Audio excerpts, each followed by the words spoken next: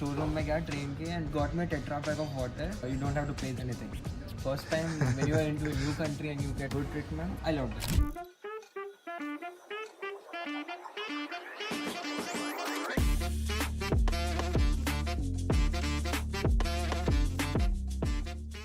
और एक चीज़ लाइक द थिंग्स जो इंडिया में बहुत चीप है तो यहाँ पे बहुत सुपर एक्सपेंसिव है. अभी एग्जांपल दूँ, मेरा चाबी टूट गया था घर का खोलते टाइम.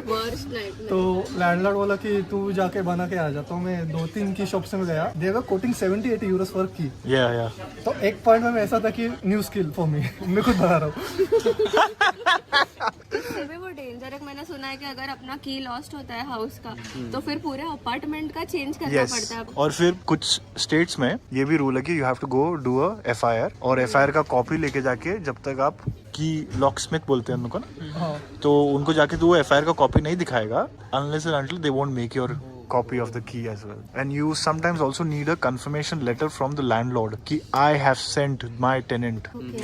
ऐसा. These things are good, I guess, like for security reasons, but insurance भी है. There is one liability insurance. हाँ. इंडिया में it's too common. Like train से उतरते किसी का फोन गिर गया या फॉर एग्जाम्पल धक्का मार के चश्मा, तो who will pay for that? यहाँ पे there is a liability insurance. The insurance will take care of the right. So it's around 5 euros per month, something like that. Right. But it's a good. तुम लोग ने और कौन सा insurance ले रखा है हेल्थ इंश्योरेंस के अलावा? हेल्थ इंश्योरेंस ही है. अच्छा.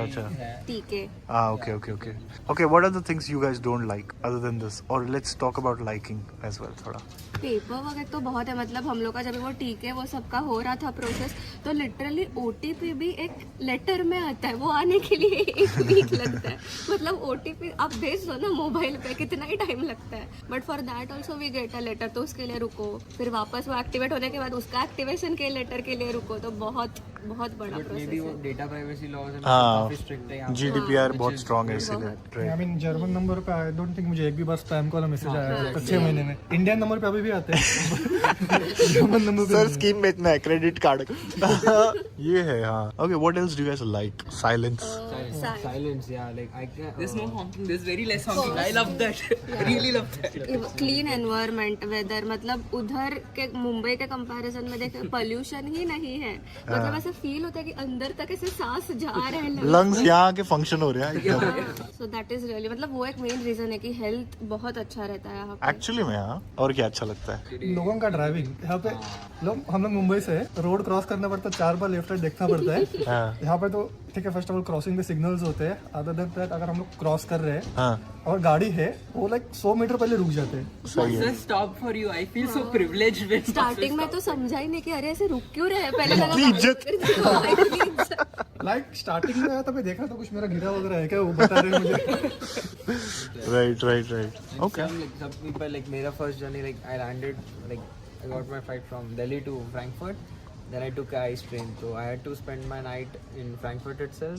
तो उसके बाद I was completely tired. No, I had to carry my 2 big large bags. उसके बाद मैं ice train का बुक किया था. ice train के अंदर गया and गलती से मुझे पता नहीं था, मैं फर्स्ट क्लास में चढ़ गया. मेरे पास था सेकंड क्लास का ticket. And the ticket checker he came and I just asked him कि is this ticket valid? So he just saw, and मुझे तभी पता नहीं था तभी भी कि फर्स्ट क्लास है कि सेकंड क्लास है. तो मैंने देखा था 1 और डॉट किया था, I think it's a first class. But and the coach was so empty and lightings were एकदम ऐसा डिम, ऐसा रिक्लाइनिंग चेयर्स एंड एवरीथिंग. फिर मैं से पूछा उसको क्या मैं अलाउड टू सिट. तो उसने सब देखा, ऐसा नाम किसी का था नहीं रिजर्व, क्योंकि यहाँ पे ट्रेन में if the seat is been reserve there is a name of your thing. तो फिर उसने बोला हाँ you are allowed to sit here. मैं बोला ठीक है ओके. बाद में मेरे को पता चला कि वो फर्स्ट क्लास था. एंड फिर उसने फिर भी मेरा लाइक पूरे जर्नी में कुछ ऐसा अलग से ऐसा उठाया नहीं. But he said you can enjoy journey, it's fine. Train में भी एम्प्टी था एंड मेरे पास पानी नहीं था तभी वो टाइम पे. And you don't get water anywhere like India की, ऐसा जाके पानी बिस्लेरी दे दो. मेरे पास पानी नहीं था. तो तभी मैं गया, उसको वापस पूछा कि do you have some water like.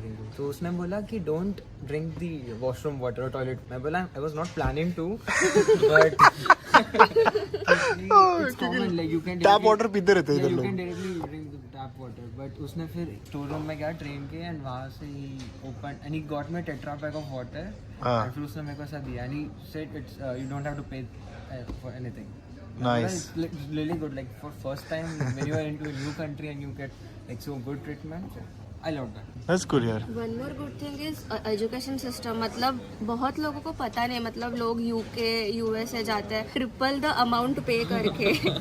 कभी हम लोग जब बोलते हैं अभी even though we are in private university, but फिर भी हमारा जो खर्चा है इट इज सिग्निफिकेंटली लेस. अगर हम लोग ये यूएस या यूके जाते हैं तो बहुत खर्चा होता है. बट एंड अगेन ऐसा नहीं है कि खर्चा कम है तो सिखाते कैसे रहेंगे. The teaching is really good over here. So script मतलब अभी हम लोग तो देख रहे थे, हम लोग का जो स्क्रिप्ट है ISM का, और मेरा एक फ्रेंड है IIM में, हम लोग का स्क्रिप्ट सिमिलर है, कुछ फर्क नहीं है. अच्छा, wow. So that is also good. मतलब प्रोफेसर वगैरह सब PhD लेवल के रहते हैं तो अच्छा सिखाते हैं. I would love to not directly contradict, but there is something like maybe it's a effect that it's a TU or something, but you need to know that if you are into a prototyping a product or something, it is going to take significantly a very long time than what it gets done in India. Like you could get your product done maybe in 3 months or so, collaborate with everyone, but here properly you have to start with the papers, you have to do the research, you have to do it, and before you see anything tangible, it's going to be easily 8 months,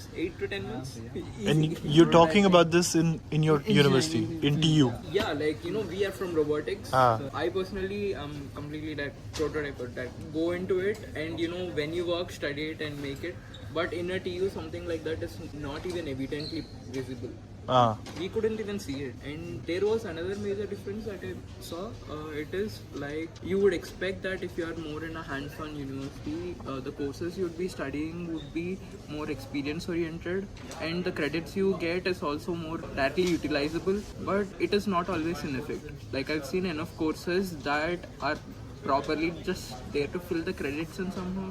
Yeah, just pass or fail or just Yeah. complete. It's You mean it's not adding much value to what you're doing? And if you assume that just by skipping a different country and going to a different college, if you are going to gain a lot more, then it's not always. I mean, if you don't make your correct college choice, like unless you want research properly, only then get into TU. TU, yeah. If you want to get job ready, go into FH or Yeah. maybe some like applied sciences university.